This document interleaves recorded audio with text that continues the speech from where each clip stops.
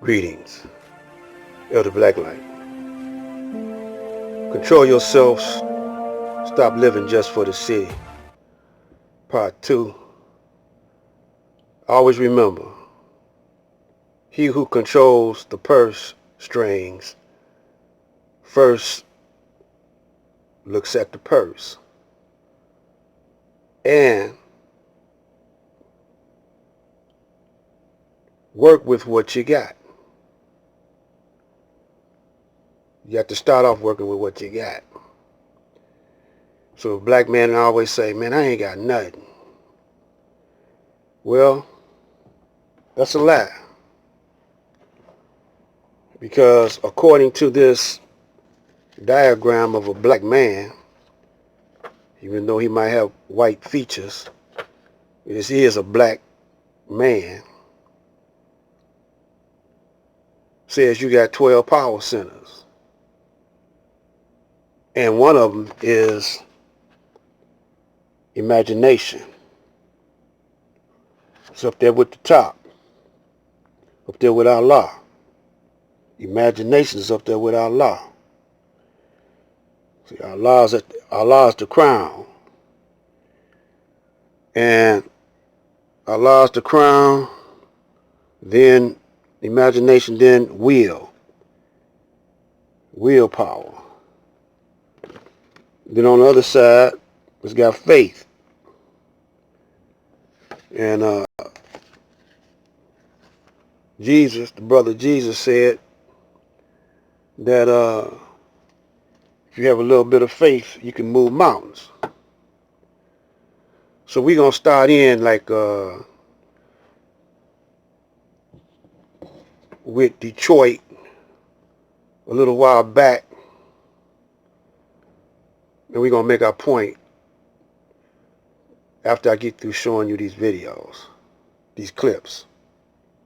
Plan had a negative connotation when it was being referred to as the downsizing of Detroit. Well, now it's being called the reshaping of Detroit. A master plan for Detroit's future won't be in stone for at least another year, but a framework is being crafted, and input from Detroiters is being solicited. We will spend the next 12 to 18 months hosting a variety of conversations and community discussions all across this city, talking about what the future of this city should look like. Among Mayor Bing's top priorities, land use development, economic recovery, public services, transportation, and neighborhood stabilization. Dolores Robinson lives in a well-established neighborhood, and she's grateful and anxious for the chance to let the mayor know what she wants to be accomplished. Tear down a lot of the old abandoned homes, tear down a whole lot of the old abandoned buildings, put more security on the streets. There was a fear that some people were going to actually be pushed out of their home. No, there's really no benefit in pushing anybody out. In fact, this process will be particularly inclusive. We're going to go into practically every neighborhood, every area of this city where everybody will have an opportunity to talk about their goals and their hopes and their aspirations for their communities. And this overall master plan won't come into complete fruition for about 10 years. Just starting next month, though, a continuous series of community meetings will begin. But tonight, the mayor is having his first strategy meeting with 55 of the top community leaders. Detroit, over the course of 50 years, lost 1.2 million people. And just between 2004 and 2014, it lost 244,000 people. It was just one blow after another, and I think for so long Detroit was simply trying to manage its decline. It had hit rock bottom. The city has had a dramatic history of the heart of the auto industry, tremendous decline, and in 2013, in the summer, the city actually went bankrupt. But you told us that was a great opportunity for Detroit. How can that be? It's now called the Great Bankruptcy of 2013, and it's not unlike the the Great Fire of Chicago or Katrina in New Orleans. It was a moment of pivot for a community that had to rebuild itself. 2012, there was a national headline saying, will the last one out of Detroit please turn off the lights? And oops, too late. $18 billion of debt was wiped away. So we elected a very capable CEO of the city, our Mayor Duggan. Yeah. But one of the amazing things about Duggan for me as an outsider is that in a city which is 80% black, he is a white mayor. That's right. And still seems to be accepted. He won saying that every neighborhood had a future. That was his campaign slogan. I know there's some resistance. There's been a lot of investment in downtown, parks, public space, new buildings. It's amazing. At the same time, I think there's a lot of resentment in the neighborhoods outside the center, that all the attention is focused in downtown, and hey, what about us? Our neighborhoods were in shambles. There were thousands of abandoned houses that kind of littered otherwise healthy neighborhoods. So we had to first rid neighborhoods of blight. So that was the first end. But Maurice, tearing a house down costs a lot of money. If you don't clean up the neighborhoods first, you can't prepare it for investment. It's the old kind of windshield test. When you drive through a neighborhood, does it look like a place that you want to invest in? Well, if you're looking at burnt out houses standing next to occupied houses, it doesn't give you confidence that this is a place where you want to invest. So here again, we have Negroes waiting for the Caucasian to hire them, get them jobs, invest in the city. Once they do this, they control, even though it might be the majority blacks, but they control the job, the cash flow, and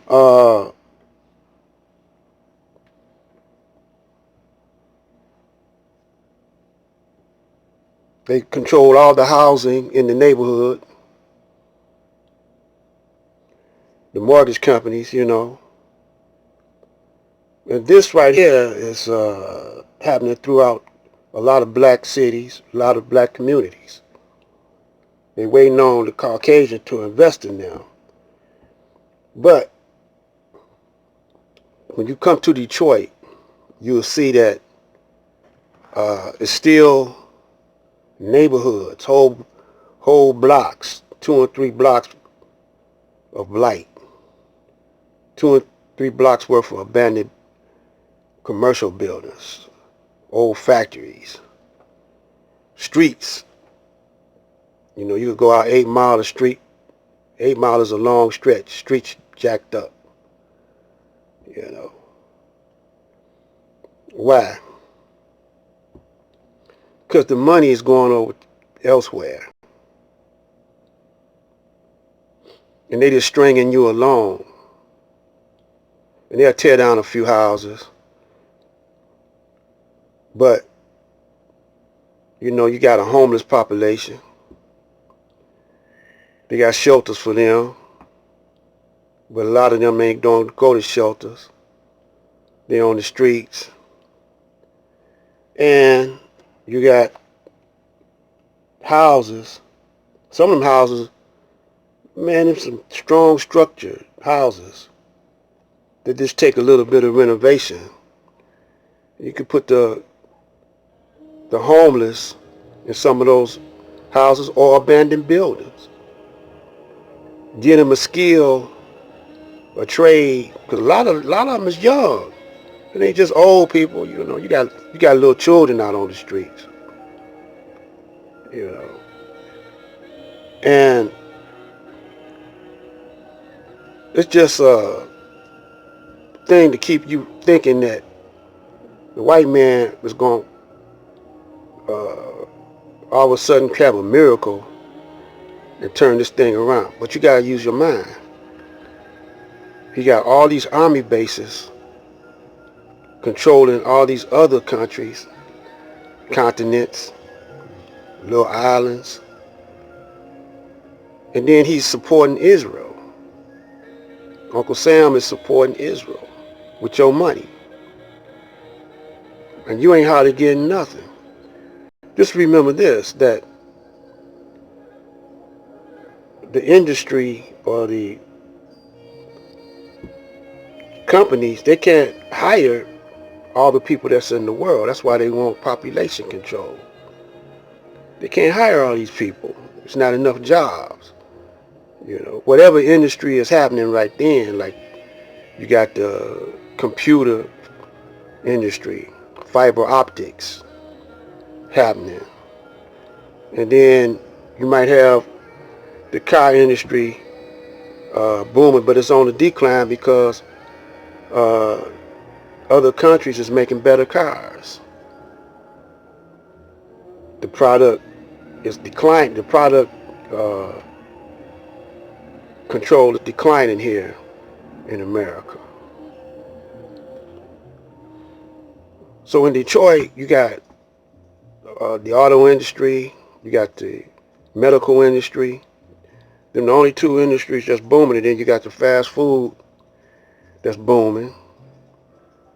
You know, a little bit of restaurant that's happening.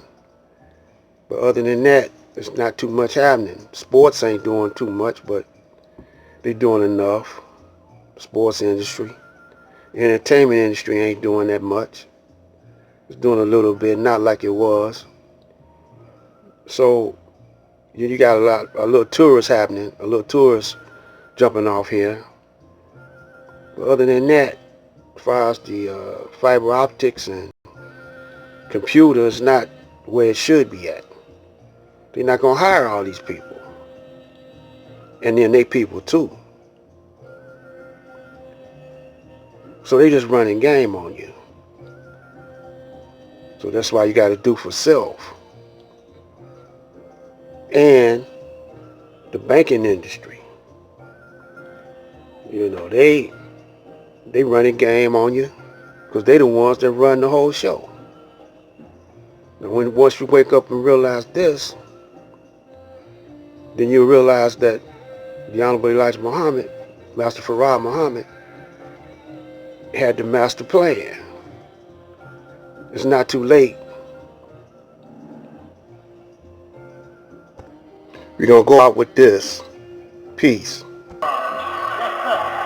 The Muslim import stores, the Muslim fish house, the Shabazz grocery store, the Shabazz bakery and coffee shop, Temple No. 2 clothing store and office building,